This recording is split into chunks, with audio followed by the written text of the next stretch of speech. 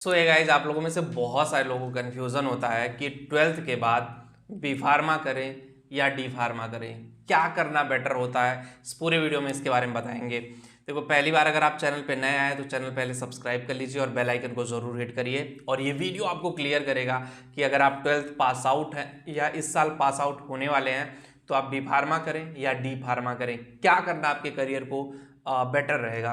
Video में आगे बढ़ने से पहले एक चीज़ मैं आप लोगों को और बताना चाहता हूं कि करियर अड्डा की टीम की तरफ से आपके लिए करियर काउंसलिंग स्टार्ट की गई है।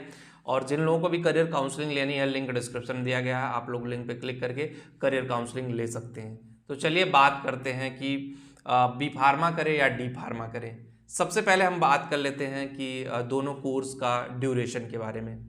बी फार्मा जो है वो 4 साल डिग्री प्रोग्राम है, 4 ईयर का प्रोग्राम होता है। D pharma diploma in pharmacy 2 years का प्रोग्राम होता है। और दोनों में एक ह्यूज डिफरेंस है। एक डिप्लोमा की डिग्री है, दूसरी ग्रेजुएशन की डिग्री है।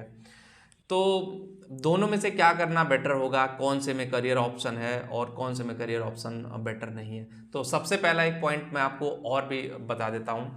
जो बी फार्मा है, बैचलर ऑफ फार्मासिस्ट, वो 4 साल का होता है। उसके लिए अलग से एंट्रेंस एग्जाम होता है। डी फार्मा का अलग से एंट्रेंस एग्जाम होता है। दोनों में जो बेस्ट कॉलेज में एडमिशन जिनका होता है उनका प्लेसमेंट होता है, उनकी जॉब मिलती है। मेरे साथ खुद मेरे कई सारे फ्रेंड हैं जो बी फार्मा करके और एम फार्मा करके 15 से 20 लाख की पैकेज पे जॉब करते थे। आज से 3-4 साल पहले की बात है ये। तो डिमांड कम नहीं है, लेकिन जैसे मैं वहाँ आईटी डिपार्टमेंट में था, मैन्युफैक्चरिंग यूनिट्स थी, मैं आईटी डिपार्टमेंट में था और वो लोग मार्केटिंग डिपार्टमेंट थे फार्मा इंडस्ट्री में। तो फार्मा इंडस्ट्री में काफ़ी ह्यूज स्कोप है बी फार्मा का और डी फार्मा दोनों का। लेकिन वहीं पे बहुत सारी चीज़ें अलग हो जाती हैं। जहाँ बी फार्मा की सैलरी काफ़ी हाई है, वहीं डी फार्मा की सैलरी लो है। लेकिन एक बड़ी इंटरेस्टिंग बात है कि दोनों में जॉब अपॉर्चुनिटी काफ़ी है।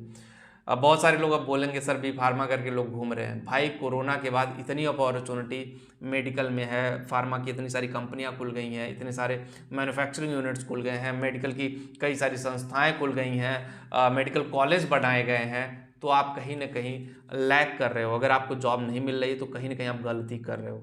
आपको एनालाइज करना पड़ेगा कि कौन सी ऐसी चीज़ है, कहाँ आप मिस्टेक कर रहे हो, कौन सी ऐसी चीज़ है जहाँ आप लैग कर रहे हो। उस चीज़ को आपको एनालाइज करना पड़ेगा, समझना पड़ेगा, तभी जा करके आप चीज़ों को आगे लेकर के जा पाओगे। अदरवाइज आप चीज़ों को आगे लेकर के नहीं जा पाओगे। तो चलिए मैं एक चीज़ और आप बता देता हूँ। बी फार्मा करने में 1 से 1.5 लाख हर साल की फीस होती है। हॉस्टल की फीस ले लो तो 2 से 2.5 लाख रुपए, एक मोटा मोटा कर लो तो 10 लाख प्लस जो फीस है वो पड़ जाता है।